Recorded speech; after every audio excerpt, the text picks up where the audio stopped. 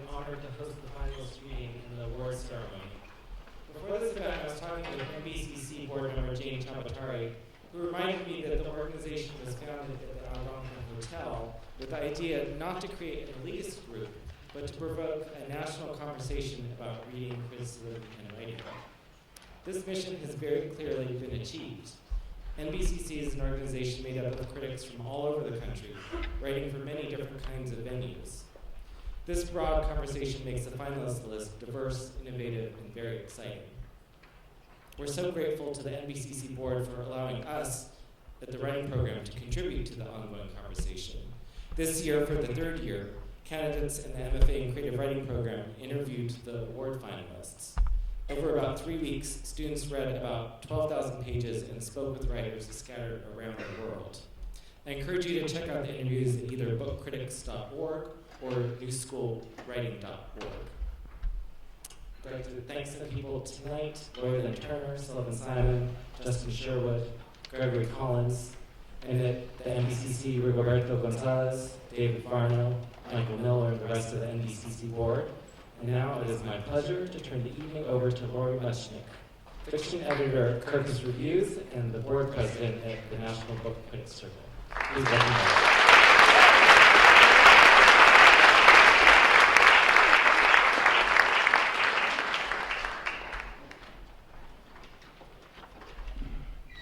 Good evening. Welcome everyone to the reading by the finalists for the National Book Critics Circle Awards.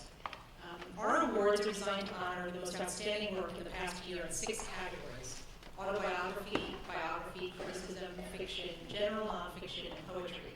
I'd like to extend our gratitude to all of the authors who've traveled from all across the country and abroad to be here tonight, and we congratulate all of you on your remarkable work this year. I'm not going to take up too much of your time since there are so many readers, but I wanted to call your attention to a couple of things. First of all, this year, for the first time, we nominated one book in 2 categories. Claudia Rankin's Citizen, an American Lyric, is a finalist for both the Poetry and the Criticism Awards. Tonight, Ms. Rankin will be reading only once along with the other poets, just because that comes first. It's no comment on which we think it is. And also, happily, although I accidentally left his name off the program, Chang Rei Li is with us tonight, and he will be reading from his novel, On Such a Full Sea. The readers will come up one by one, just in the order in which they're listed in the program. Because there are so many, we're not going to have individual introductions to all of the readers, so you can just follow along on the program. I hope you'll also return to join us tomorrow night when we'll be presenting the awards in these 6 categories. We'll also be presenting 3 special awards: the Nona Balakian Citation for Excellence in Reviewing, which will go to Alexandra Schwartz of The New Yorker; the John Leonard Prize for a first book in any genre, which will go to Phil Cly for Redeployment; and the Ivan Sandroff Lifetime Achievement Award, which we'll be presenting to Toni Morrison. After the award ceremony, we'll be having our annual reception and fundraiser. You can purchase tickets right outside the door tonight, or you can buy them tomorrow, or you can also buy them on our website during the day tomorrow. It'll be a very special evening, and I look forward to seeing you. And now, to get us started off, I'd like to welcome Saeed Jones, author of Prelude to Bruise. Thank you.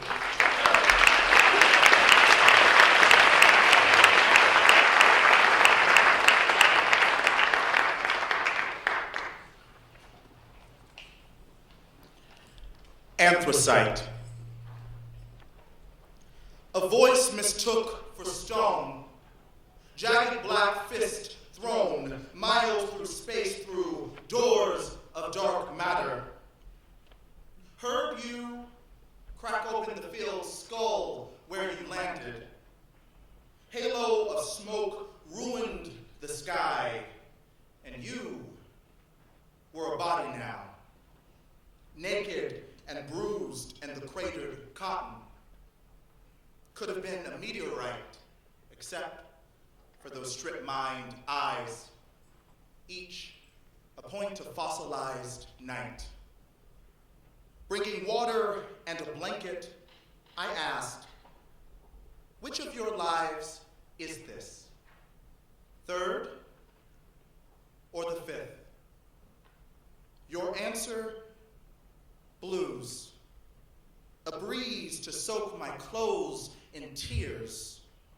with my palm pressed to your lips. Hush. When they hear you, they will want you. Beware of how they want you. In this town, everything born black also burns. Prelude to Bruise. In Birmingham, said the burly man, boy, be a boot black, your back blue black, your body burning. I like my black boys broke or broke in. I like to break my black boys in. See this burnished brown leather belt? You see it, boy? Are you broke or broke in? I'm gonna break your back in. Good boy, begin. Bend over my boot, or I'll bend you over my lap. Rap, rap. Again, bend. Better. Butt out, tongue out, lean in. Now spit shine, spit polish. My boot, black, your back, blue black. Good boy, black boy, blue black boy, bad boy. Rap, rap. You've been broken in. Begin again. Bend. Thank you.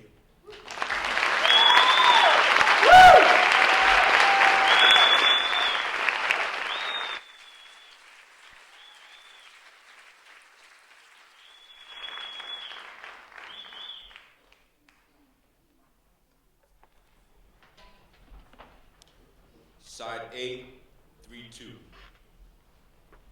You switch to a velvet booth, a short-circuited tombstone solo wears a cosmopolitan smirk. Who is that copping please talking about they haven't played that tune in a while? Today is heavy-footed, branched dumb, old standards grill the last call, and outside the skylines are consumed by 1, 2, 1, 2, 3. Time to dig historic in that section of the circle where high core answers question with song. Yes, poet, I heard you.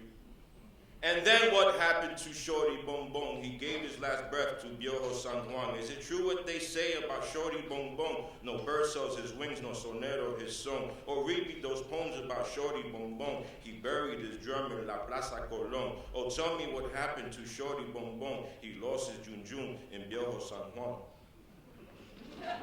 You lived on dreams and pauses for a whole take.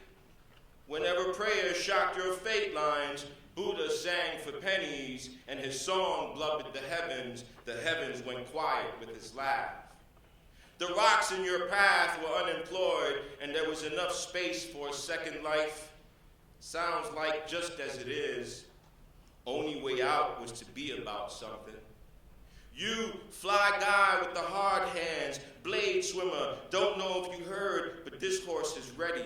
Gather your clouds and pearls, here comes lightning, put on grease and butter, eagle coat, glass slipper, bitch mink, evil face, guitar whale, or bongo, or agogo, kundalini, and caduceus, clack clack, oh yeah, como va, check my bonbon, something nasty.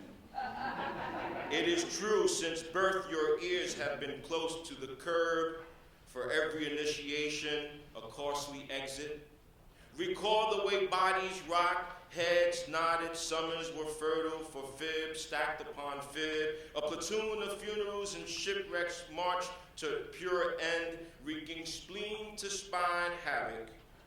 Still, you scrape dead skin off your fingertips. All those hot beats, and not one to go home with. You tar on the fence and mesmerize sin, sneak attack and crossfire. Oh no, voice, you dead flower. Before you go, grab my cowbell, my glave can divide by 3 and conquer by twilight. Oh glave, go, combust bleachers, warrior call, thug trichel, hang from my neck, and party all night long.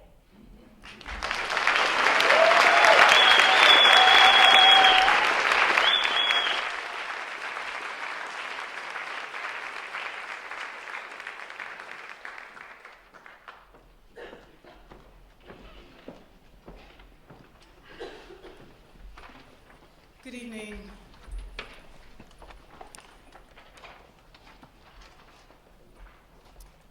What does a victorious or defeated black woman's body in a historically white space look like? Serena and her big sister Venus Williams brought to mind Zora Neale Hurston's "I feel most colored when I'm thrown against a sharp white background." This appropriated line, stenciled on canvas by Glenn Ligon, who used plastic letter stencils, smudging oil sticks, and graphite to transform the words into abstractions, seemed to be ad copy for some aspect of life for all black people. Hurston's statement has been played out on the big screen by Serena and Venus. They win sometimes, they lose sometimes, they've been injured, they've been happy, they've been sad, booed mightily. They've been cheered, and through it all, and evident to all, were those people who were enraged that they were there at all, graphite against a sharp white background. My brothers are notorious. They have not been to prison. They have been imprisoned.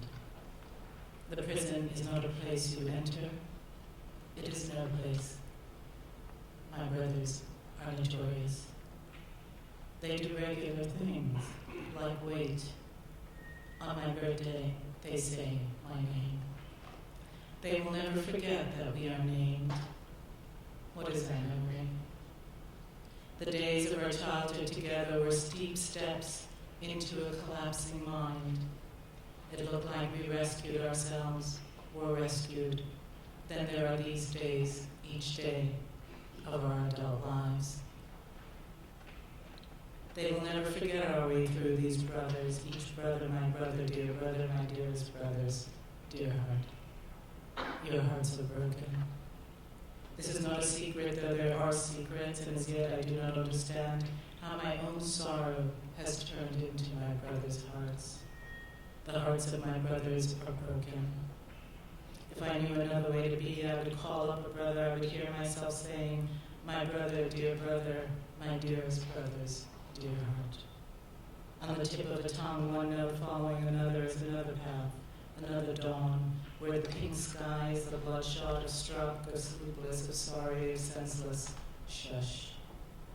Those years often before me and my brothers, the years of passage, plantation, migration, of Jim Crow segregation, of poverty, inner cities, profiling, of 1 in 3, 2 jobs, boy, hey boy, each a felony. Accumulate into the hours inside our lives where we are all caught hanging. The rope inside us, the tree inside us, its roots our limbs, a throat sliced through, and when we open our mouth to speak, blossoms, oh blossoms, no place coming out. Brother, dear brother, that kind of blue. The sky is the silence of brothers all the days leading up to my call. If I called, I'd say goodbye before I broke the goodbye. I say goodbye before anyone can hang up. Don't hang up. My brother hangs up, though he's there. I keep talking, the talk keeps him there. The sky is blue, kind of blue. The day is hot, is it cold? Are you cold? It does get cool. Is it cool? Are you cool? My brother is completed by sky. The sky is a silence. Eventually he says it is raining down, it is raining, it stopped raining, it is raining down. He won't hang up. He's there. He's there, but he's hung up, though he's there. Goodbye, I say. I break the goodbye. I say goodbye before anyone can hang up. Don't hang up, please. Wait with me. Wait with me, though the waiting might be the call of goodbyes. Thank you.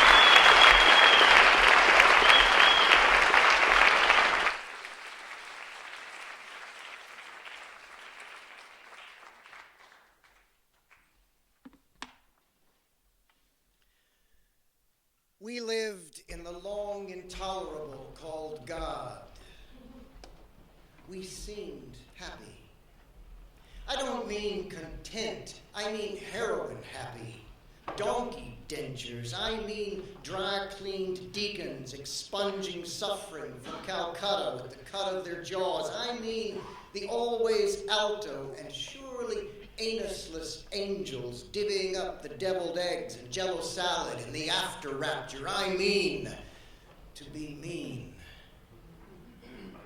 Dear Lord, forgive the love I have for you and your fervent servants. I have so long sojourned, Lord, among the mild ironies and tolerable gods that what comes first to mind when I'm of a mind to witness is muriatic acid eating through the veins of one whose pains were so great she wanted only out, Lord, out. She too worshipped you. She too popped her little pill of soul. Lord, if I implore you, please, just please leave me alone. Is that a prayer that's every instant answered? I remember one Wednesday witness told of a time his smack-freaked friends lashed him to the back of a Brahmin bull that bucked and shook until like great bleeding wings the man's collarbones exploded out of his skin. It was then, the man said, right then. Yes.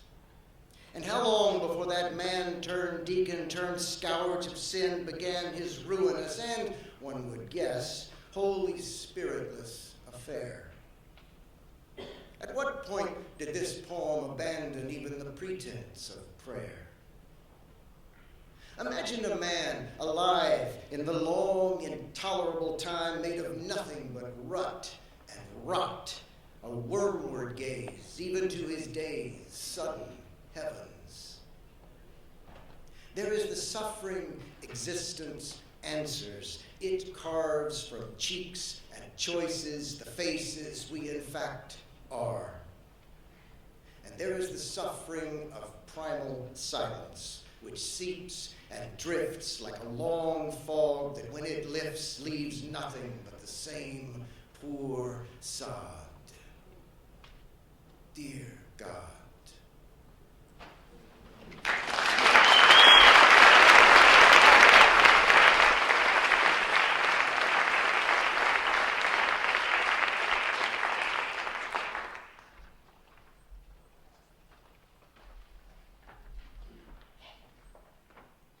Good evening. My name is Sarah Skeen. It's an honor to be here to read on behalf of my late husband, Jake Adam York. Postscript for Medgar Evers. I didn't want to write this, even to think of you. Afraid the thought would curl, would tangle, and make you common and factual as light. So I've waited, hands, pencils down. Now that seems a prayer against the world and being in it. That is why he waited in the bushes. That is a prayer the closed eyes say. This is not the after image, but the image of the day on paper. In its pores, new light that shows the edges so nothing can be hid. Even if the words curl like hair, even if they curl like vine, again today the light is new. And because you are nowhere, you are everywhere. In the face of which I'd ask, how can I say anything? In the face of which I ask, how can I say nothing at all? Exploded view. While he slept, I read my father's books brought home from the furnace, traced the diagrams, channels, ladles of iron, oxygen lances, trying to follow the metal's path, to follow the work that took him each night into the dark. Flamed the coals dark, the dark gone bright while the rest of us slept. The door closed like a storybook. While he worked, the furnace flamed in dream. I tried to follow through the swarm of yellow jackets. While he worked, the hot wings of iron, but they were just outlines in my dream.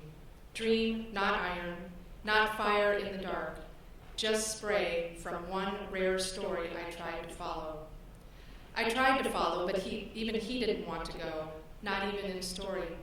The blanks in the book's diagrams, all ash, all flame, all silence, they seem to say. But silence is a furnace too, where work disappears, where breath is turned to iron. And night is a furnace too, where sleep, where dark are burned away like words until the books are blank and there's nothing left to follow. I tried, listening as he eased the stairs, clicked the door, then drove away, his engine lost in the train's low drone. Strained to hear him turning 10 miles away, pages in the Book of Iron, the story he told by not telling, the dark in which the furnace always rests. So the furnace is a father too, whose story you cannot follow, a shadow sitting loud in the dark, while the quiet hardens in his lungs. And the father is a story too you cannot follow, a book fed slowly to the fire, a fire worked at last to 2 black tongues of iron.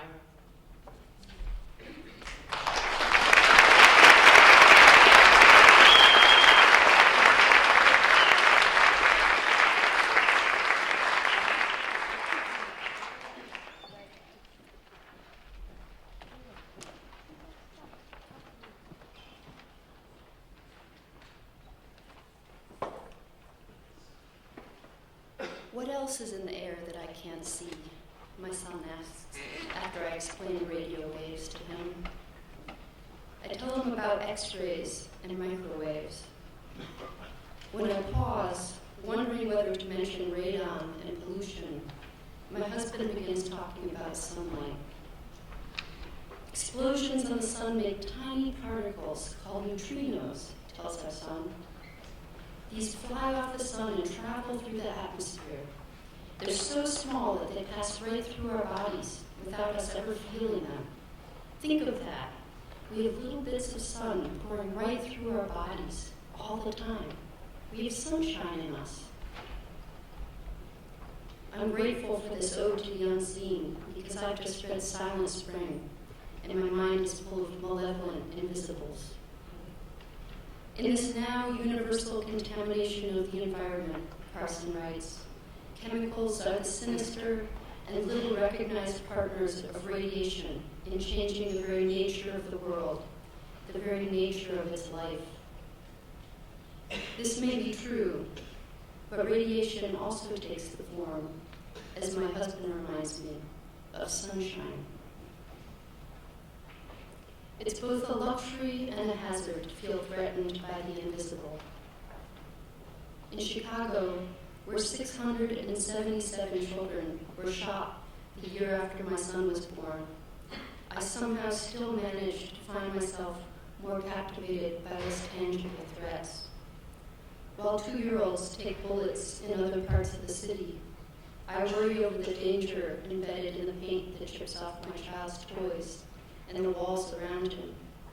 I fear that it's woven into the clothes he wears, that it's in the air he breathes, in the water he drinks, in the compromised food I feed him.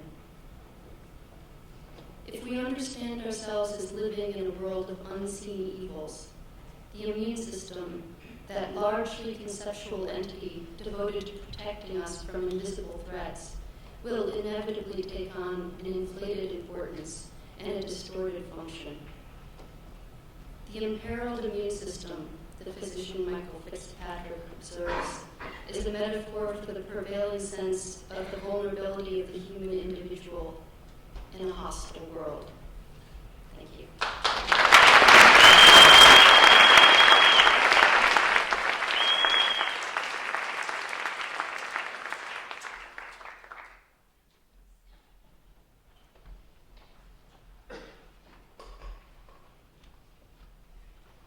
So when I was in graduate school, working on my first novel, I taught myself to program and started doing it for money.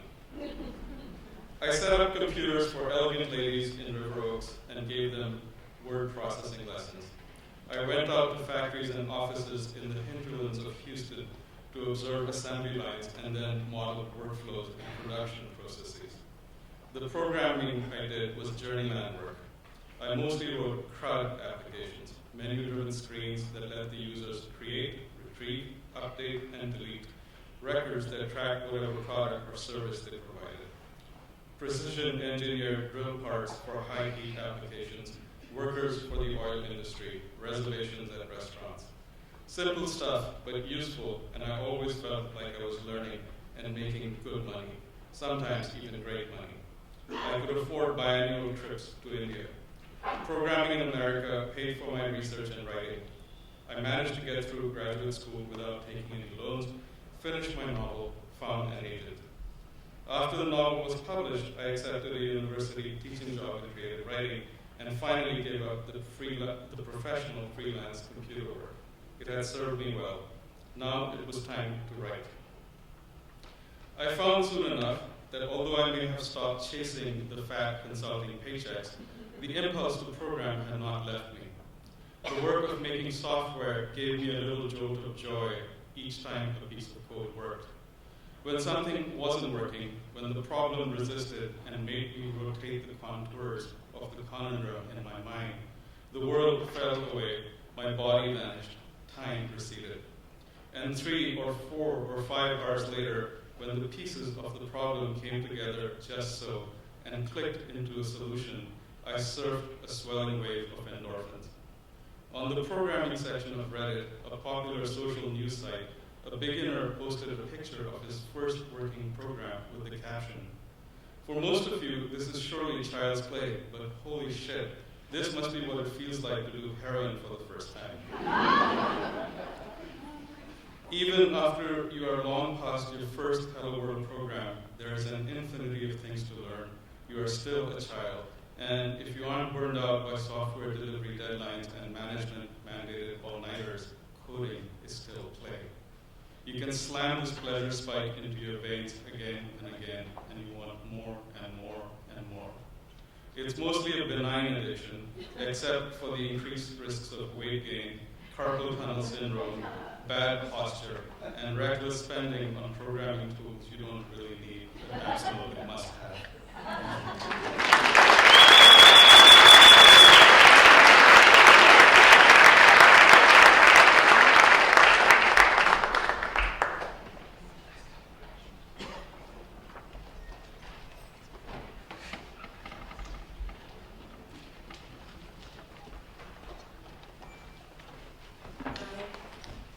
This is called At the Microphone. At a conference called SUBLIME, held at Columbia University in 1975, the speakers were magnetic and illustrious.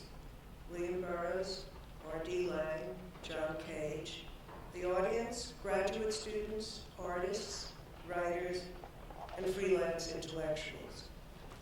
Later on, Schizoculture, organized by Sylvain Auchinleck, would be billed as the conference that launched French theory in America.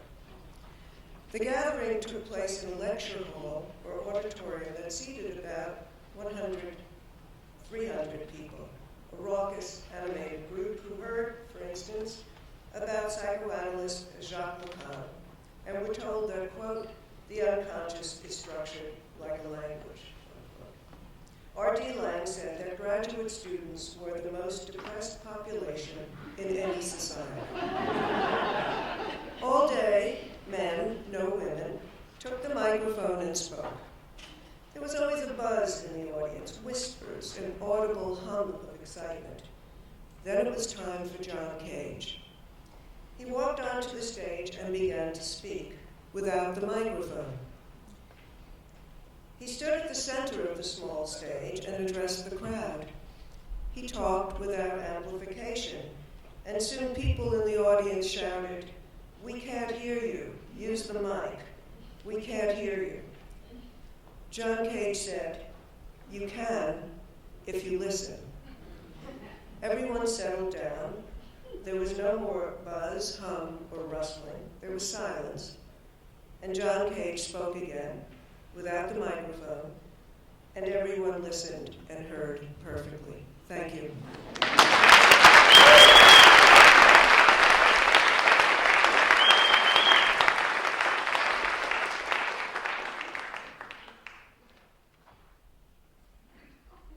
Hi, I'm Nona Willis-Aronowitz. I'm the editor of The Essential Ellen Willis and the daughter of Ellen Willis, who died in 2006. This is called Memoirs of a Non-Prom Queen. Victims of high school trauma tend to embrace the ugly duckling myth of adolescent social relations. The innies are good-looking, athletic mediocrities who will never amount to much, while the outies are intelligent, sensitive, creative individuals who will do great things in an effort to make up for their early defeats. If only it were that simple.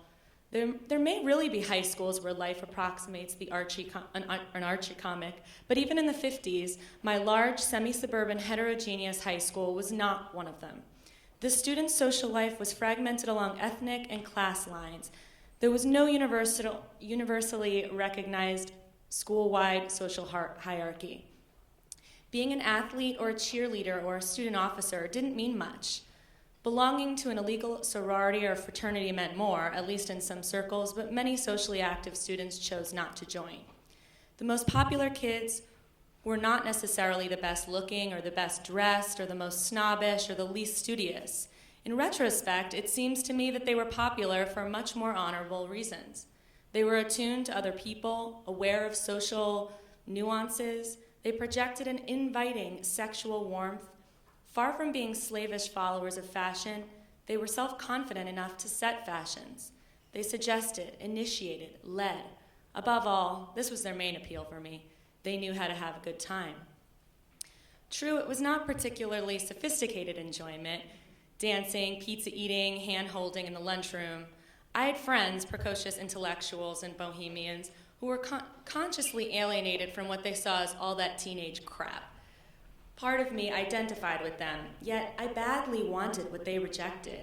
Their seriousness engaged my mind, but my romantic and sexual fantasies, and my emotions generally, were obsessively fixed on the parties and dances I wasn't invited to, the boys I never dated. I suppose what says it the best is that my quote-unquote serious friends hated rock and roll. I loved it. If I can't rationalize my social ineptitude as intellectual rebellion, neither can I blame it on political consciousness. Feminism has inspired a variation of the ugly duckling myth in which high school wallflower becomes feminist heroine, suffering because she has too much integrity to suck up to boys by playing a phony feminine role. There is a tempting grain of truth in this idea. Certainly the self-absorption, anxiety, and physical and social awkwardness that made me a difficult teenager were not unrelated to my ambivalent awareness of women's oppression. I couldn't charm boys because I feared and resented them and their power over my life. I couldn't be sexy because I saw sex as a minefield of conflicting, confusing rules that gave them every advantage. I had no sense of what might make me attractive, a lack I'm sure involved unconscious resistance to the game girls were supposed to play, particularly all the rigmarole surrounding clothes, hair, and cosmetics. I was a clumsy dancer because I could never follow the boys' lead. Yet ultimately, this rationale misses the point. As I've learned from comparing notes with lots of women, the popular girls were in fact much more in touch with the reality of the female condition than I was. They knew exactly what they had to do for the rewards they wanted, while I did a lot of what feminist organizers call denying the awful truth. I was a bit skitsy. Desperate to win the game, but unwilling to learn it or even face my feelings about it, I couldn't really play, except in fantasy. Paradoxically, I was consumed by it much more thoroughly than the girls who played and played well. Knowing what they wanted and how to get it, they preserved their sense of self, however compromised, while I lost mine. Which is why they were not simply better game players, but genuinely more likable than I. The ugly duckling myth is sentimental. It may soothe the memory of social rejection, but it falsifies the experience, evades its cruelty and uselessness. High school permanently damaged my self-esteem. I learned what it meant to be impotent, what it meant to be invisible.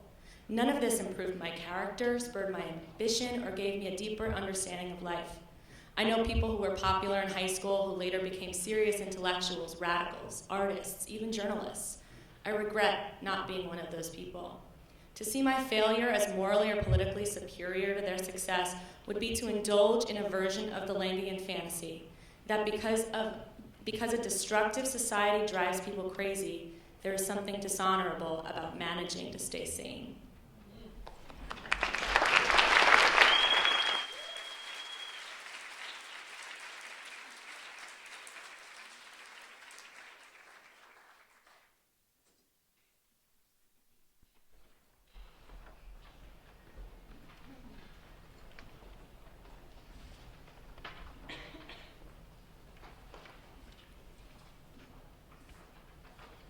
is improvising before the National Anti-Slavery Convention held at the original Steinway Hall just a few blocks from here. While at the South not long ago, I had a very interesting interview with my old master. It was indeed very interesting to both of us. We had not met for 30 years. He congratulated me on my position, and I congratulated him on his. We compared opinions and talked over all the ground. Every once in a while, he would give a long sigh, especially when I spoke of the progress of freedom over the land. At last he said, "Well, it may be that this thing will last, but I don't know that it will." Then he went back to reckon up some old scores that stood between us. "You remember when you ran away that you stole one of my coats?" "Well, I had to plead guilt to the coat, but," said I, "you had 2 coats and I had none, and you was not willing to apply the scripture doctrine to the coat, so I did." Said he, "I have heard a great deal about your traveling in Europe and this country, and read a book you sent me, and bought another I saw advertised, and you said a great deal there about justice and all this sort of thing. Now, I think you ought to pay me for the coat." "How much is the coat worth?" "It cost me $35. Said I, "Your memory is good on that subject after 30 years. "Well," said he, "I remember it." Said I, "Are you poor?" "Well, no, still, I want justice done, and I think you ought to pay me a little interest on the coat." I told him I could do nothing of the kind. "Well," said he, "you seem to have been among people who talk a great deal about justice and Christianity, and you must pay me for the coat. If you don't, I will meet you at the day of judgment and demand pay for the coat." I looked at him. He seemed very serious. He had gotten into one of his religious moods, and he preached me a short sermon, closing by demanding pay for the coat. "Well," said I shall have to say to you what the Irishman said to the priest. A woman in Ireland lost a pig, and she found out after some days who stole it. So she went to the priest and told him about it. The priest sent for the man and said to him, "Mrs. Malone says you have stolen her pig. Did you steal it?" "Faith and your reverence, I did." "You must give it up." Now, Pat had killed the pig and half devoured it. So, said he, "Faith, and what if I don't return the pig?" Said the priest, "If you don't, you'll have to answer for it on the day of judgment. What will you say then?" And the man said, "Will Mrs. Malone be there?" "Yes." "And will I be there?" "Yes." "And will the pig be there?" "Yes." "Then I'll tell Mrs. Malone to take her pig." So I said to my old master that if he was there and I was there and the coat was there, he might take his coat. Old master somehow never failed to show up at Brown's doorstep, or Brown at his, but for this occasion, neutral ground in the heart of New York City served them equally well. Brown had been addressing this friendly national gathering during more than a quarter century of kaleidoscopic change, but the core element of the story he told that May 1867 night was exactly what it had always been. Once again, he and Old Master locked heads in a battle of wits. This time in the story spun for an appreciative but uninitiated New York audience, enchanted by the verbal ingenuity with which Brown bettered his mortal antagonist. The flesh and blood reality actually was more complicated. Brown got the coat, but Old Master got Brown's relatives and was never going to give them back. Psychologically for Brown, the past was never past. It lingered endlessly on the margin of consciousness.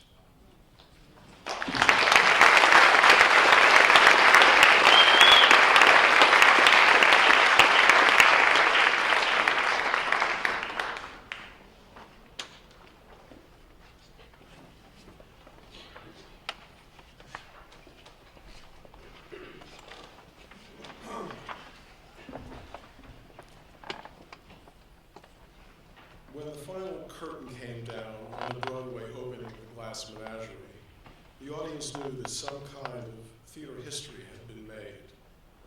The cast took 24 curtain calls.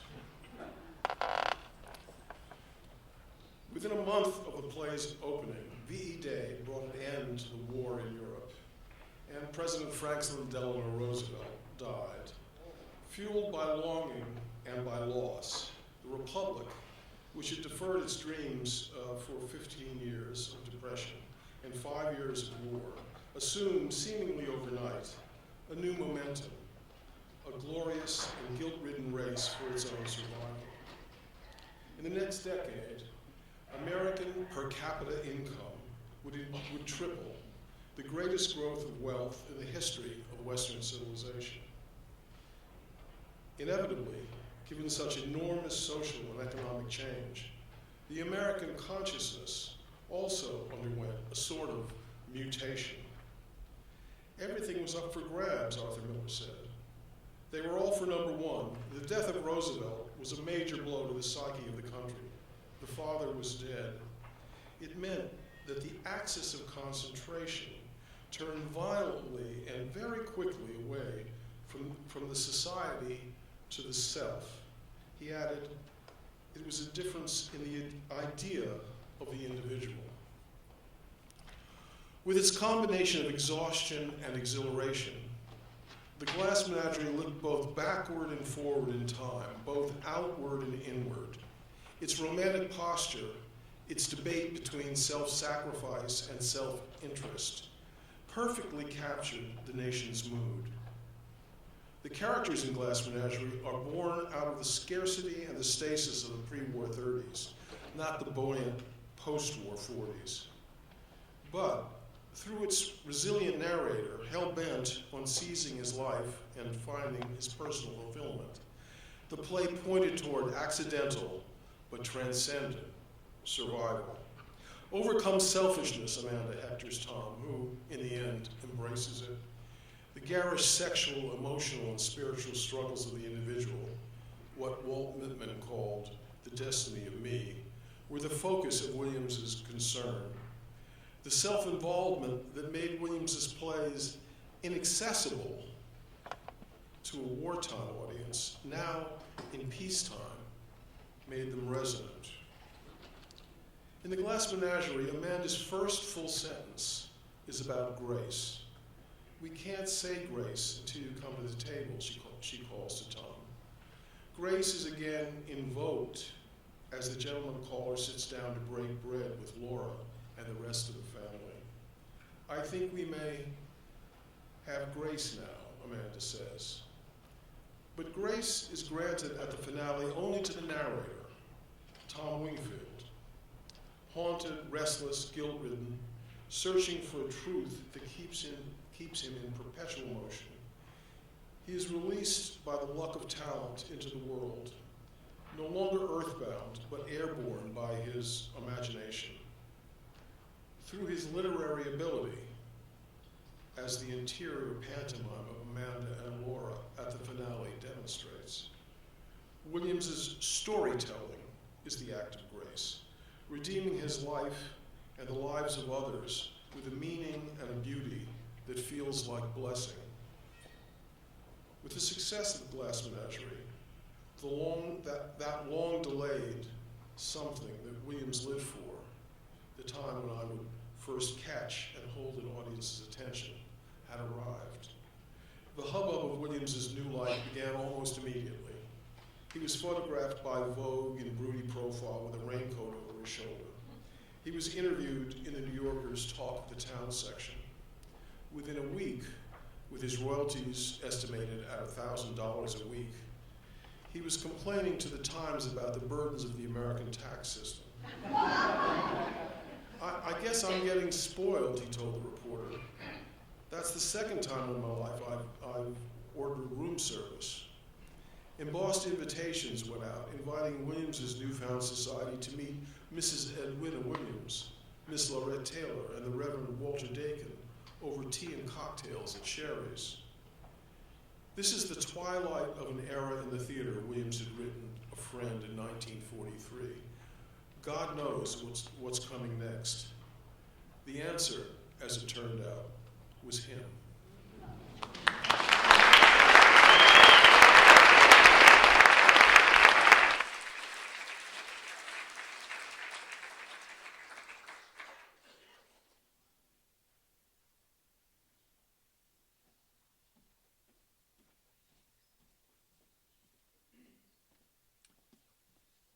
James Laughlin was a close friend and publisher of Tennessee Williams, so it's very fine to be following him. Picture to yourself a very tall man, near the end of his life, on his third wife, and still obsessed by language, feverishly writing poem after poem. As he attempted to evaluate and sum up his life in verse, James Laughlin became increasingly introspective. He wrote, his problem was an excessive interest in the life of language. There was no place for the emotions in his existence. Had he mistaken pursuit, excitement, danger, and conquest for deep feeling? Quote, the world's built walls around him, he continued in the third person, shutting him off from those he should have loved. After shying away from the personal for most of his life, James Laughlin began to flirt with honest confession. Always wary of death, watchfully, like a connoisseur, he eyed it approaching. Time became the enemy, quote. How can we make it run backwards, he asked in the kitchen clock. Let it run gently backwards, pausing to greet happy times again, the day when the schoolboy wrote his first poem. This was a pleasant use of time, taking him back to his youth and the vast future he had once foreseen. Likening his life to the mainspring, he would cajole his muse, quote, until the spring breaks and it doesn't matter what you do anymore. Laughlin copied out a sentence from his Flaubert. I make myself drunk with ink as others do with wine. As his body slowed, his mind raced faster than ever, conscious of diminishing time. Numus quanamum conmanet, God is angry with me, Laughlin now intoned in Narragansett, for he'd been given new fodder to logotate with. Rosemary Waldrop, a New Directions poet and a close friend of his, had lent him Roger Williams' 17th century A Key into the Language of America. In Laughlin's case, it was like giving matches to a pyromaniac. Tuna awa komichichon kidding kwean, he brought up next. Whither goes your soul when you die? Jay was still mulling over the problems posed by the several women in his life, and again he turned his musings into verse, writing, quote, the two of them, one kept his stomach full, the other nourished his imagination. It was a perfect arrangement until some confusion arose as to which one should do which. Thank you.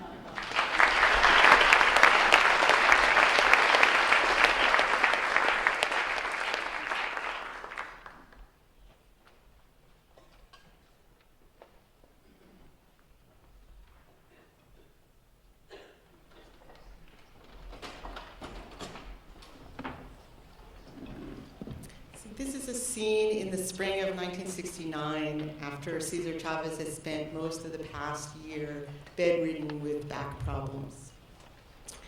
Marion Moses had arranged for Dr. Janet Travell, who had been the White House physician and treated President Kennedy for back problems, to visit Chavez in Delano. She arrived in time to be introduced briefly at the Friday night meeting on March 14, 1969. Travell stood in the back of the hall and drew a series of sketches as Chavez leaned against the platform in front. She watched him walk in great pain, and Travell lit up with excitement. By the time she arrived at his house the next morning, the doctor had a strong suspicion she knew what was wrong. Chavez lay flat on his back, unable to sit up without help. Despite his pain, he made sure to tape record the session, preserving for history his consultation with the Kennedy family doctor. You can see that the left foot is considerably larger than the right, Travell explained to Moses. You can also see that lying straight, the points of his ankle bones don't meet.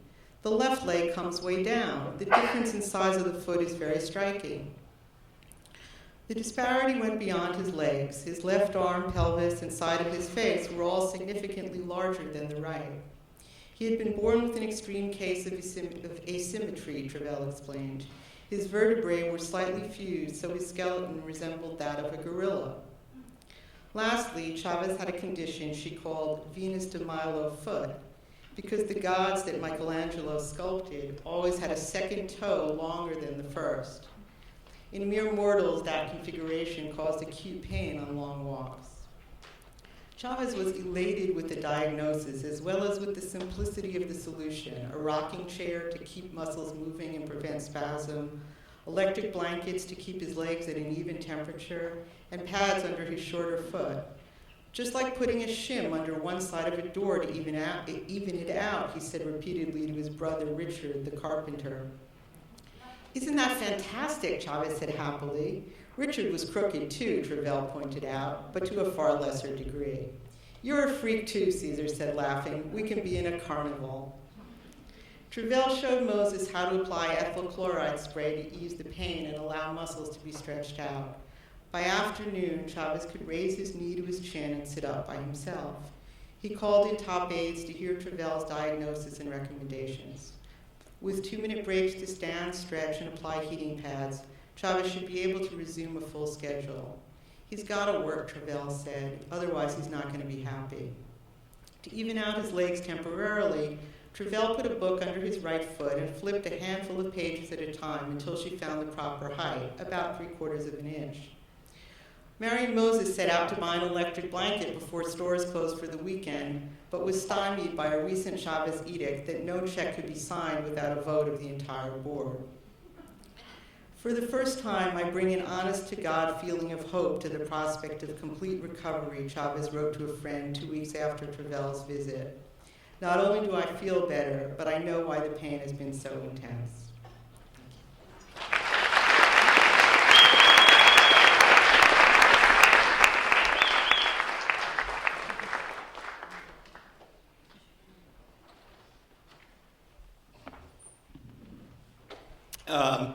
Despite having a pretty checkered driving career, my brother Scott inherited for his 21st birthday my father Burke's 1976 Cadillac. It was a very big car.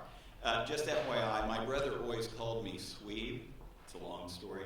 Also, we lived in a fairly affluent suburb of Oklahoma City called Nichols Hills. A week or so after his birthday, when Scott was due for dinner, Burke and my stepmother, Sandra, stood on their front lawn getting some air and letting the dog pee. Suddenly, they heard what sounded like a swiftly approaching typhoon. The grass hummed under their feet. The dog bolted back into the house.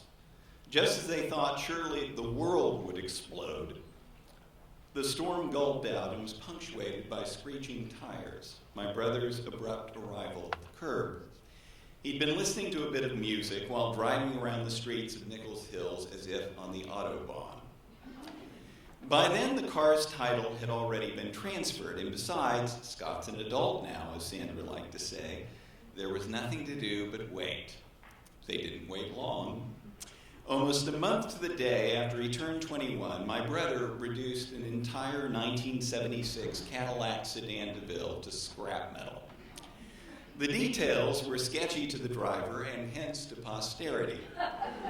The car was found strewn around an entrance ramp to the Northwest Expressway, a trail of glittering detritus that led like Hansel and Gretel's breadcrumbs to a smoldering hall well beyond the guardrail. Scott had involved no other motorists in the accident. Indeed, the car seemed to have been driven by some mad ghost, since no charred or shockingly mutilated remains were found anywhere near the scene. That was another motif in my brother's career. No matter how bad the mishap, he generally emerged unscathed. An outcome my mother summed up with an old German adage, Unkraut vergeht nicht. Weeds don't die. The only injury Scott suffered that day came later, a few nasty abrasions that resulted from his smashing every bit of glass in his sleek new apartment. Scott would always insist that this was a sober, considered decision on his part. But Scott, I said later, almost every surface in the place was glass. That's what made it so tempting, Swabe. Haven't you ever felt that way? I confessed that I hadn't. Well, said Scott, slugging my shoulder a bit too hard, maybe you're the one who's fucked up.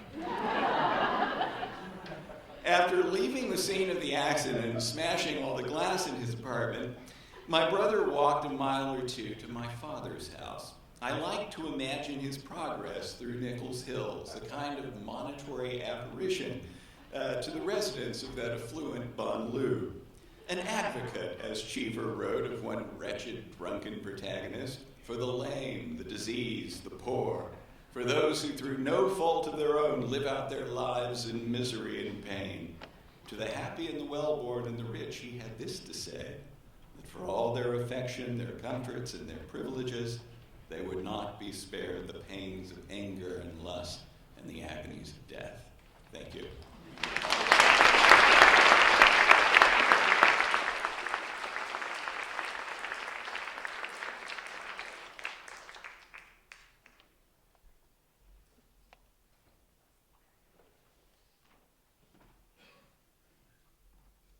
Thank you all for coming.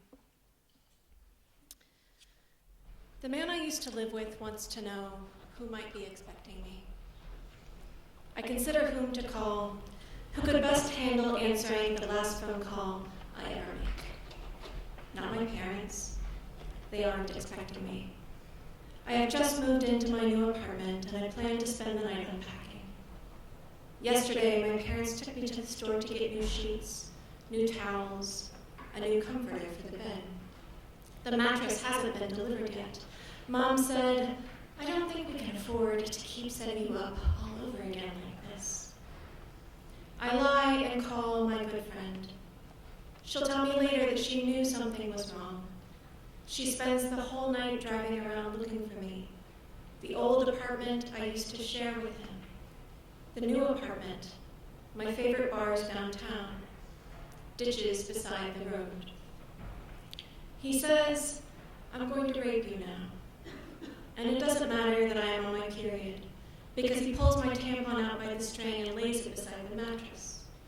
The police will find it later and catalog it into evidence. My blood pools on the clear plastic sheet, which they will also catalog into evidence. At first, I have a body. A wild animal body I throw and thrash against his cage. I almost break a limb before he catches me in his hands. I growl and hiss and bare my teeth. But then, my body is not a wild animal body. It is a human girl body. The two arms pinned across, the two legs spread, a tomb. It's the mind that goes thrashing so wildly. The body remains calm. The body undresses and lays itself down. But the mind goes thrashing so wildly. The body lays itself down on a clear plastic sheet, hears but does not listen to the soup of human-like speech boiling in its ears, spilling exactly the length and width of the room. The mind skitters safely out of reach. The body lays itself down, but does not know with precision in which direction or at what point, if any, in the future it will rise and go, or if that will be physically possible, the future having maybe splintered the body into 1,000 wet shining shards. Underneath, bedrock unbuckles with the thrust of vast tectonic plates, skidding at this very moment over an ocean of white-hot magma in the body's every orifice. But the mind goes thrashing. The mind goes thrashing away from the body, which does not move a muscle, does not move an inch from the spot in which it is unraveling, will be unraveling, has been unraveling since. Thank you.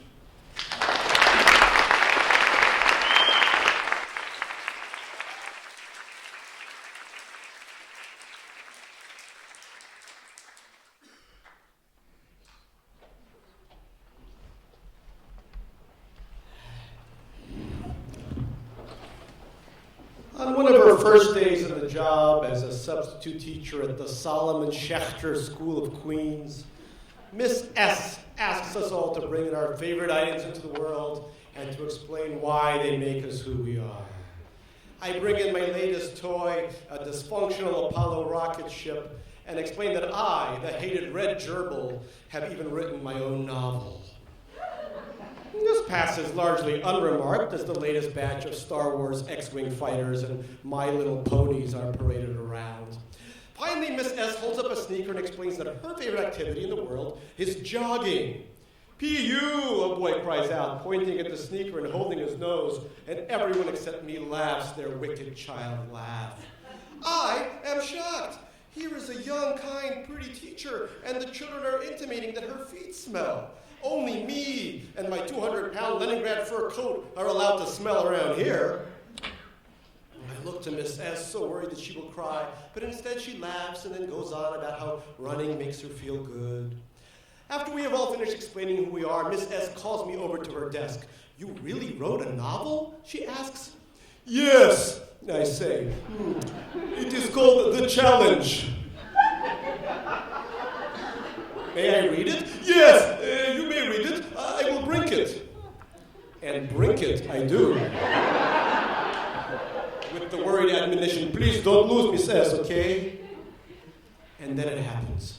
At the end of the English period, when a book about a mouse who has learned how to fly in an airplane has been thoroughly dissected, Miss S announces, and now Gary will read from his novel. His what?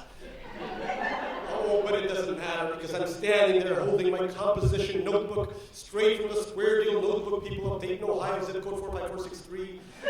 And looking out at me are the boys beneath their little flying saucer yarmulkes and the girls with their sweet aromatic bangs, their blouses studded with stars. And there's Miss S, who I'm already terribly in love with, but who I recently learned has a fiance. Not sure what that means, can't be good. But his bright American face is not just encouraging me, but priding me on. Am I scared? No, I'm eager to begin my new life. Introduction, I say. The mysterious race. Before the age of dinosaurs, there was human life on Earth. They looked just like men of today, but they were a lot more intelligent than men of today. Slowly, Miss S says. Read slowly, Gary. Let us enjoy the words. I breathe that in. Miss S wants to enjoy my words. So I continue slower. They built all kinds of spaceships and other wonders. But at that time, Earth circled the moon because the moon was bigger than Earth. One day, a gigantic comet came and blew up moon to the size it is today. As I'm reading it, despite the many errors, I'm hearing a different language coming out of my mouth. I do full justice to the many misspellings. The Earth circled the moon, and the Russian accent is still thick. But I am speaking in what is more or less comprehensible English. And as I'm speaking, along with my strange new English voice, I'm hearing something entirely foreign to the squealing and shouting that constitutes the background noise of Hebrew school. Silence. The children are silent. They're listening to my every word, and they will listen to the story for the next 5 weeks as well, because Miss S will designate the end of every English period as Gary Novel Time. And they will shout out throughout the English period, where will Gabby feed off Eddie? The school is next to Long Island. And I will sit there in my chair, oblivious to all but Miss S.'s smile, excused from following the discussion of the mouse who learned how to fly in an airplane, so that I may go over the words I will soon read to my adoring audience. And God bless these kids for giving me a chance. May their God bless them, everyone.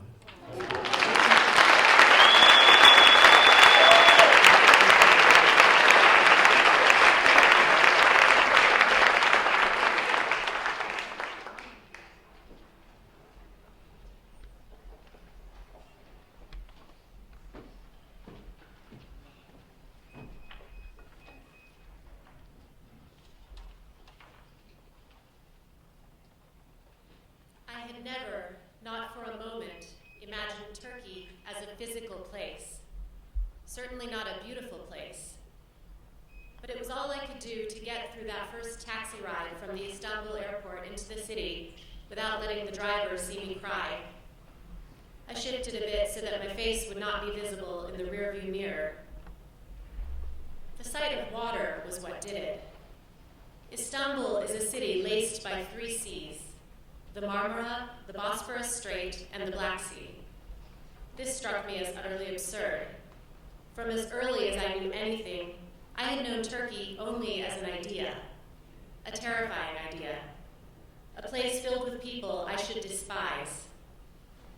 Somehow, through years of attending Armenian genocide commemorations and lectures about Turkey's denial of the genocide, of boycotting Turkish products, of attending an Armenian summer camp in Massachusetts whose primary purpose seemed to be to indoctrinate me with the belief that I should fight to take back 1/5 of the modern Turkish state, somehow in all of that, it never occurred to me to wonder what Istanbul, or the rest of Turkey, looked like. And here it was, a magnificent sea-wrapped city as indifferent to my imagination as I had been to its reality. Was it anger I felt? Something like what James Baldwin described when he recalled descending in a plane to the American South for the first time and seeing the stunning red hills of Georgia below him? This earth has acquired its color from the blood that dripped down from the trees, Baldwin wrote. I felt something like that, and the thought that now formed in a place I didn't know I still had within me was, how, after everything they've done, do they get to have a place that looks like this? No, that's not true. Anger was only what I was supposed to feel, what I perhaps even hoped to rekindle when I arrived in Turkey alone, looking out the window as the water chased the road all the way to my hotel. What I actually felt was loss. Not the loss of a place, of a physical homeland. That was for others to mourn. This had never been my homeland. The loss I felt was the loss of certainty, a soothing certainty of purpose that in childhood had girded me against life's inevitable dissatisfactions. A certainty that as a college student and later as a journalist in New York City had started to fray, gradually and then drastically. A certainty whose fraying began to divide me uncomfortably from the group to which I belonged, from other Armenians. The embracing, liberating expanse of Istanbul's waters and the bridges that crossed them, and the towers on hills that rose up and swept down in every direction made me realize upon sight that I had spent years of emotional energy on something I had never seen or tried to understand. This was 2005. I had come to Turkey that summer because I am Armenian, and I could no longer live with the idea that I was supposed to hate, fear, and fight against an entire nation and people.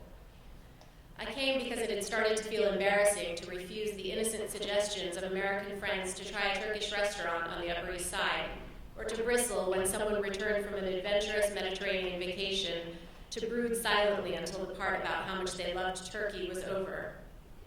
I came because being Armenian had come to feel like a chokehold, a call to conformity, and I could find no greater way to act against this and to claim a sense of myself as an individual than to come here, the last and most forbidden place.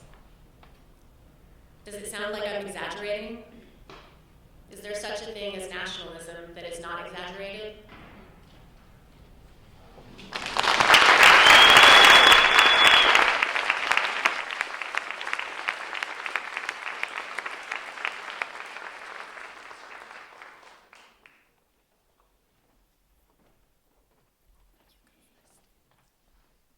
We'll each read a small part from chapter 3. The novel, which Pasternak initially entitled Boys and Girls, began to come into focus as he worked on it intensely in the winter months of 1945 and 1946, and his ambitions for it grew. This is a very serious work.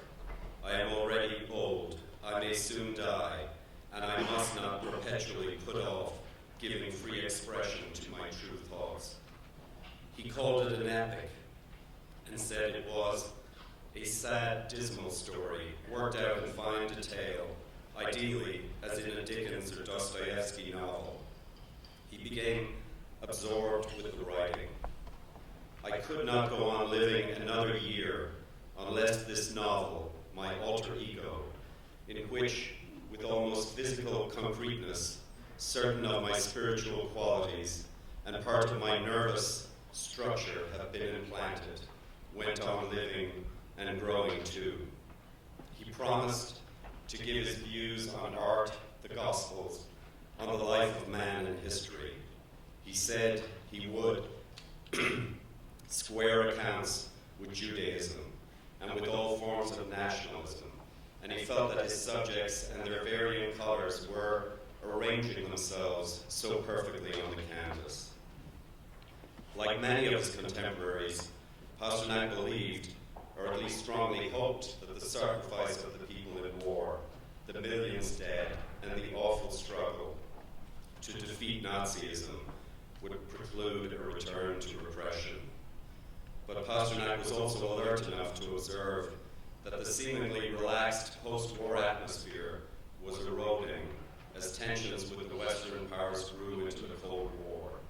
In June 1946, Pasternak told his sisters that he moved around on a knife edge. It's interesting, exciting, and probably dangerous.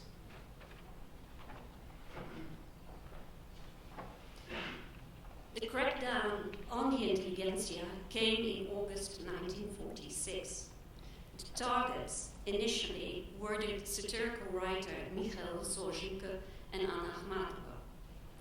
Stalin opened the campaign when the editors of 2 Leningrad journals were summoned to Moscow and harangued for publishing silly material.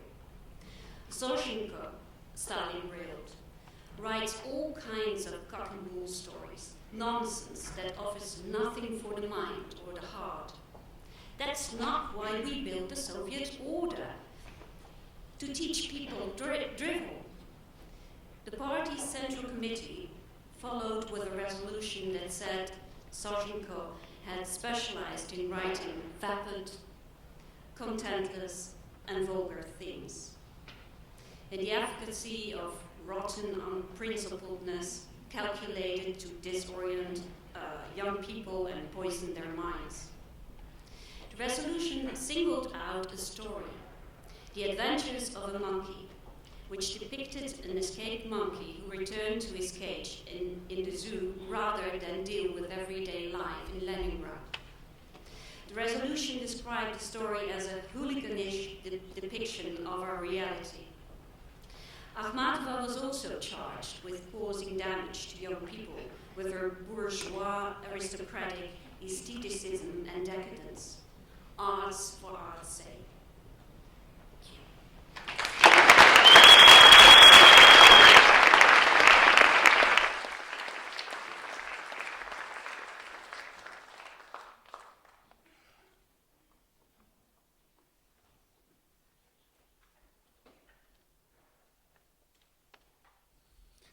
Thank you, NBCC, for this wonderful honor. The 33 trapped men kneel and pray silently. In his unspoken thoughts, Mario Sepulveda recites a rambling and desperate version of the Our Father because, he says, that's how I learned to pray when I was a kid. Our Father, who art in heaven, Lord Jesus Christ, you who are the Son of our Father Creator, I ask you for all the blessings, for life, for health. I ask today that you protect our families because they don't know what's happening here, and give us much strength, fuerza, and fortitude, fortaleza, to keep going because we have to get out of here. Mario thinks about the 100 packages of cookies that are their chief remaining source of sustenance and says, I don't know how, but find a way to feed us. Around him, Sepulveda sees the sweating and unshaven men of the A shift, men of different faiths, joined together in poses of penitence and desperation, some with their eyes closed, others with their eyes open, praying, whispering, crossing themselves. He sees men who are still in their overalls, and men who have shed them, men who are crying, and men who looked perplexed, as if they can't quite believe they could find themselves on their knees in this cavern, begging God to rescue them. The miner they call the pastor speaks again to say the men are being tested because they live their lives in sin. That's why they have to get on their knees. They have to literally throw themselves on the floor, tirarnos al piso, and humble themselves before God. We have to recognize that we're nothing, the pastor says. In the surface world, when they returned from the mine and showered and entered their homes, they were princes, kings, spoiled sons, well-fed fathers, Romeos. They believed their private worlds of home and family spun thanks to their labor, and that as working men and breadwinners, they had every right to expect their world to revolve around their needs. Now, the heart of the mountain has collapsed on top of them, and they are trapped by a block of stone, an object whose newness and perfection suggests to some a divine judgment. We have sinned, the pastor says, and so the men speak to expiate their various sins. Our Father, who art in heaven, forgive me for the violence of my voice before my wife and children, says one. Forgive me for abusing the temple of my body with drugs, says another. When you're a boy in Chile, that's how you're taught to pray, to speak to God in the first person. The men ask to be forgiven for the moments when they betrayed the women who loved them, for their jealousies and their uncontrolled desires. They ask God to guide their rescuers to the tiny room and the passageway where they are waiting, ready to accept salvation and begin new lives as better men. With each passing day, there are fewer headlamps illuminating their daily prayer and apology sessions, and those still working have a light that's a little dimmer. This is frightening, to have each new prayer take you a little deeper into what may be a final and unending darkness. A little later, the miner Juan Illanes removes a paperclip-sized bulb from the headlamp of one of the vehicles trapped with them and uses some strands of telephone wire to connect it to a battery. From then on, a weak gray light hovers over the praying men. To Yoni Barrios, in that light, they all seem to grow taller. He knows it's an illusion of light and shadow, but there's something magical about the way they look under that small bulb, standing or kneeling, listening to the word of God. Thank you.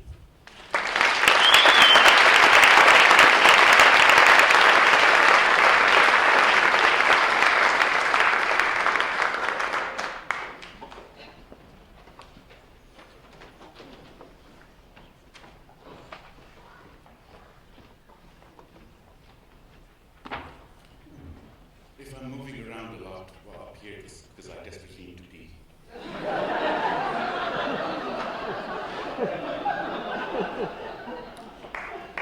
I am my family's appendix, its unnecessary appendage. I was married off at 16, plucked unripe out of school, the only home I had, and gifted with the first unsuitable suitor to appear at our door, a man small in stature and spirit. Marriage is a most disagreeable institution for an adolescent.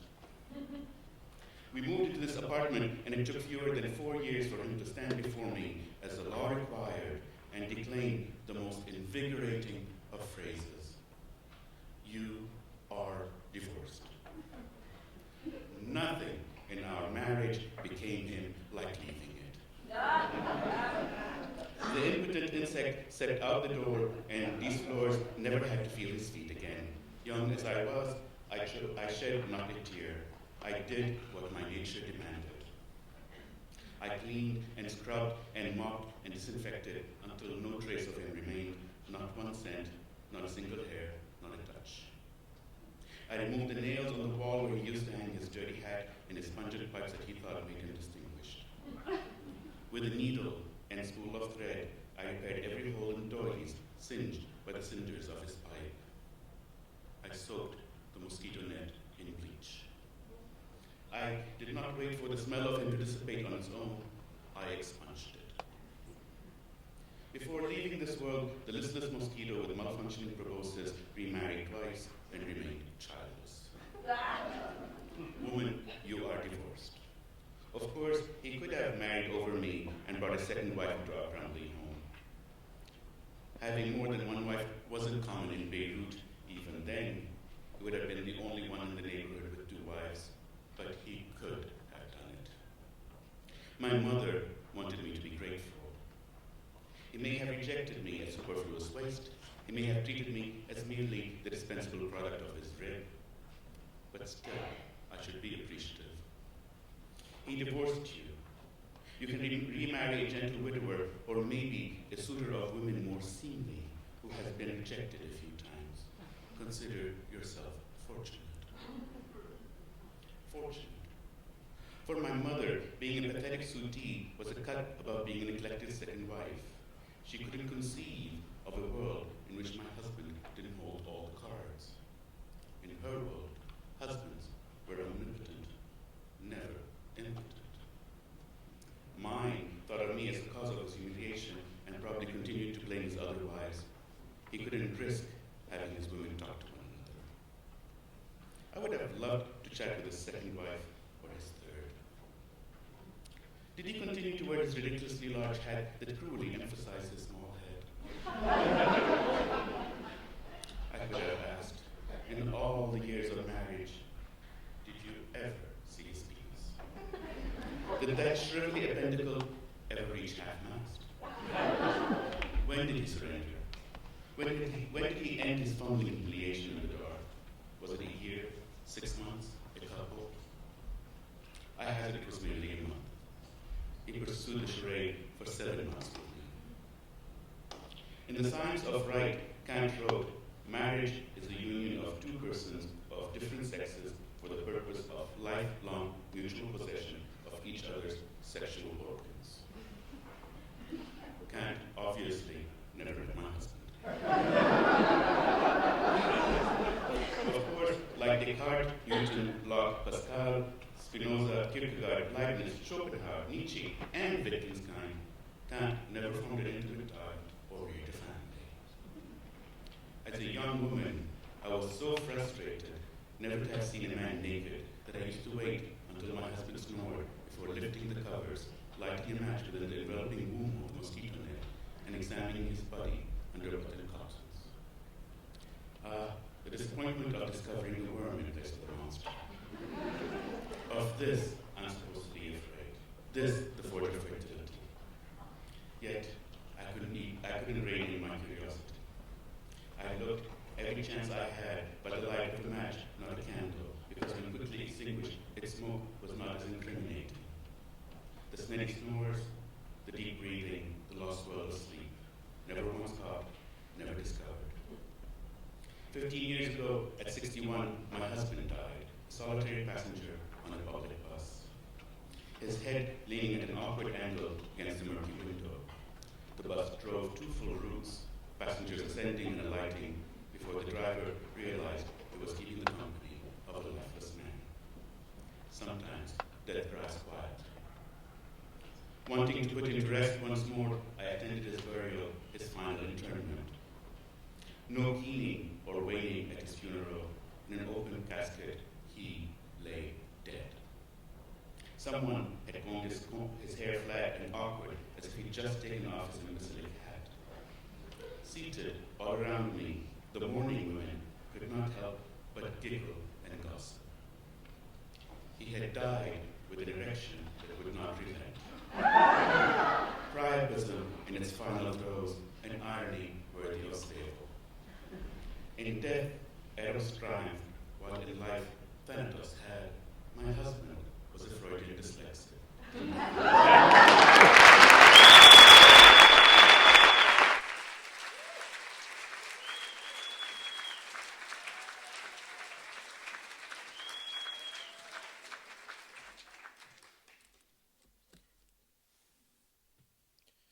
When the old American leave for Argentina in January 1978, a new one come and take that spot.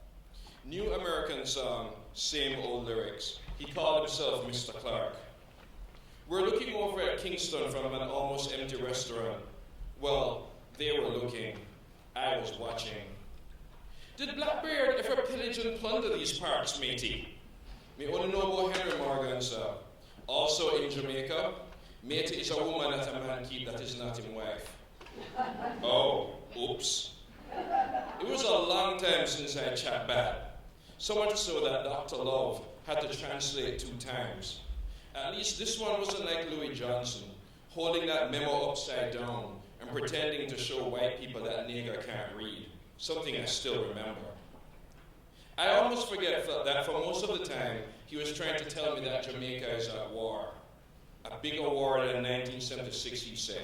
The first time he said 1976. The Cold War, he said. Do you know what we mean by the Cold War? But war don't have no temperature. What? Who knows, son? Cold War is a term. It's a figure of speech. It's just a name for what's happening here. You know what? I've got something right here. Here, look at this. The white man take out a coloring book. When you keep playing fool for Americans, you learn to expect anything, but this one threw even me off. And what is?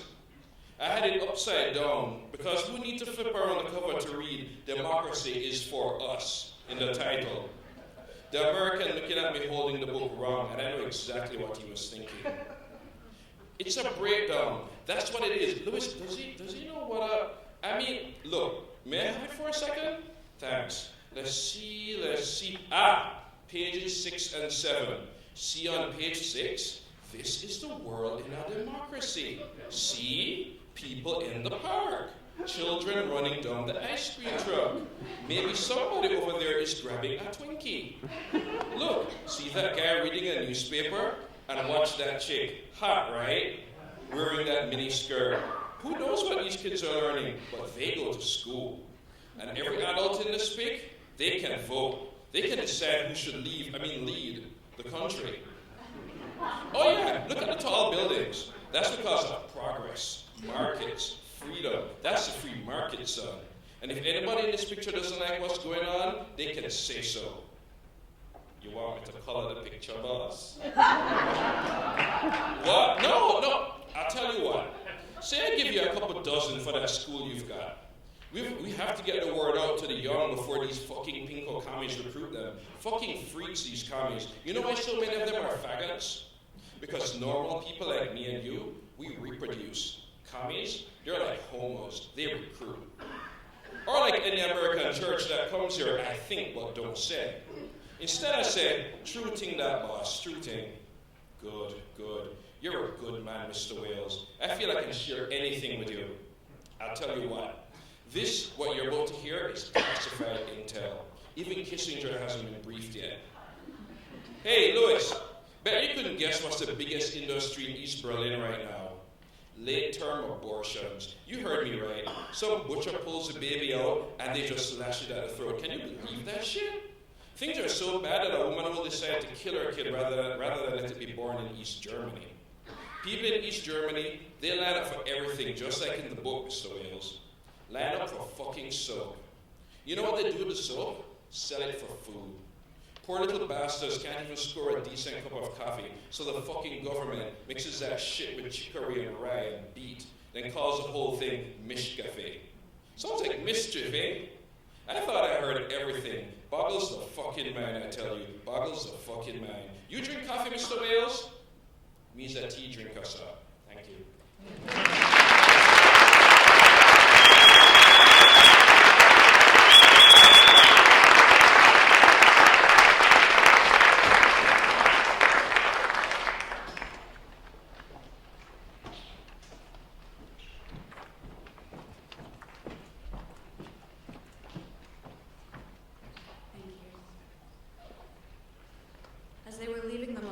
Someone threw something at them.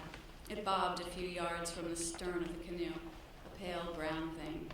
Another dead baby, Fenn said. He had broken her glasses by then, so she didn't know if he was joking.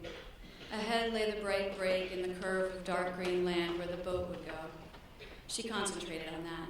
She did not turn around again. The few Mambanyo on the beach were singing and beating the death gong for them, but she did not look at them a last time. Every now and then, when the 4 rowers, all standing, calling back to their people or out to other canoes, pulled at the same time, a small gust of wind struck her damp skin. Her lesions prickled and tightened as if hurrying to heal in the brief, dry air. The wind stopped and started. stopped and started. She could feel the gap between sensation and recognition of it, and knew the fever was coming on again. The rowers ceased rowing to stab a snake-necked turtle and haul it into the boat, still writhing. Behind her, Fen hummed a dirge for the turtle, too low for anyone but her to hear. A motorboat was waiting for them where the UAT met the CPIC. There were 2 white couples on board with the driver, a man named Minton, whom Fen knew from Kearns. The women wore stiff dresses and silk stockings, the men dinner jackets. They did not complain about the heat, which meant they lived here, the men overseeing either plantations or mines or enforcing the laws that protected them. At least they weren't missionaries. She couldn't have tolerated a missionary today. One woman had bright gold hair, the other eyelashes like black ferns. Both carried beaded purses. The smooth white of their arms looked fake. She wanted to touch the one closer to her, push up her sleeve and see how far up the white went, the way all her tribes, wherever she went, needed to touch her when she first arrived. She saw pity in the women's gazes as she and Fen boarded with their dirty duffels and their malarial eyes. The engine, when it started up, was so loud, so startling, that her hands rose to her ears like a child's. She saw Fen flinch to do the same, and she smiled reflexively, but he did not like that she'd noticed, and moved away from her to talk to Minton. She took a seat on the bench at the stern with the other women. "What's the occasion?" she asked Tilly, the gold-haired one. If she'd had hair like that, the natives would never have stopped touching. You couldn't go into the field with hair like that. They both managed to hear her over the engine and laughed. "It's Christmas Eve, silly." They had been drinking already, though it couldn't have been much past noon, and it would have been easier to be called silly if she hadn't been wearing a filthy cotton shift over Fen's pajamas.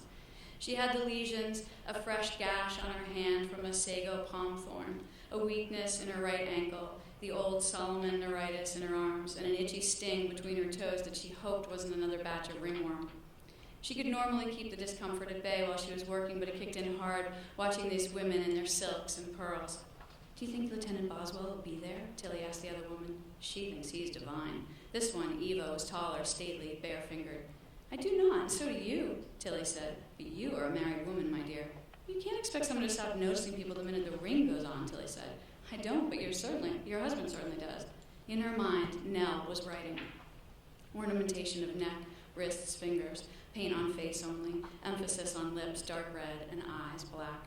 Hips emphasized by cinching of waist, conversation competitive. The valued thing is the man, not having one necessarily, but having the ability to attract one. She couldn't stop herself. Thank you.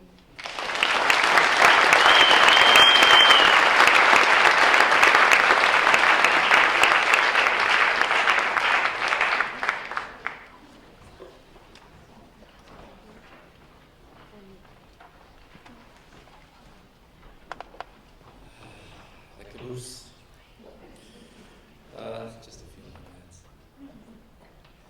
Once submerged, a diver is not easily seen. Given all the fish in the water, naturally, as many healthy fish are raised as possible, she is a mere shadow among them, trained to do her tasks quickly and unobtrusively. That is why she uses no special breathing apparatus aside from a snorkel, compressed gases causing too much of a disturbance. Fearful fish are not happy fish. The diver is not one of them, but is part of the waterscape from the time they are hatchlings. When they see her customary form and the repeated cadence of her movements and the gentle motor of her flippered feet that must come to them like a motherly lullaby, a dream song of refuge, right up to the moment of harvest. The diver is there at harvest, of course, and sees to it that the very last of them finds its way into the chute. And it is only then, for the span of the few hours while the tank is being cleaned and filtered before the next generation of hatchlings is released, that the water is clear of activity, that the diver is alone. How somber a period that must be. The constant light from the grow bulbs filtering through the canopy of vegetables and herbs and ornamental flowers suspended above the tanks throws blue-green glints about the facility walls, this cool Amazonian hue that suggests a fecundity primordial and unceasing. The diver inspects each aquarium, which is roughly the dimension of a badminton court, and by the end she is exhausted not by the work or holding her breath, but instead from the strange exertion of pushing against the emptiness. for she is accustomed to the wooing lift of their numbers, how sometimes the fish seem to gird her and bear her along the tank walls like a living scaffold, or perhaps lead her to one of their dead by swarming about its upended corpse, or even playfully school themselves into just her shape and become her mirror in the water. At the pellet drop, they are simply fish again, and thrash upward, mouths agape, the vibrato of the water chattering and electric, as if bees were madly attempting to pass through her suit. And wouldn't it be truth enough to speak of those bristling hundreds as not only being cared for by the diver, but as serving to shepherd her through the march of days? For who is she, given the many hours she and all the other members of her household spend at their jobs, and how generally sparse their conversation is during downtime, or when they're having their morning or evening meal while watching a vid or game? All around Beemore, it's much the same, which is happy enough. But maybe it's the laboring that gives you shape. Might the most fulfilling times be those spent solo at your tasks, literally immersed or not, when you are able to uncover the smallest surprises and unlikely details of some process or operation that in turn exposes your proclivities and prejudices both? And whether or not there is anything to be done about it, you begin to learn what you value most. Thank you.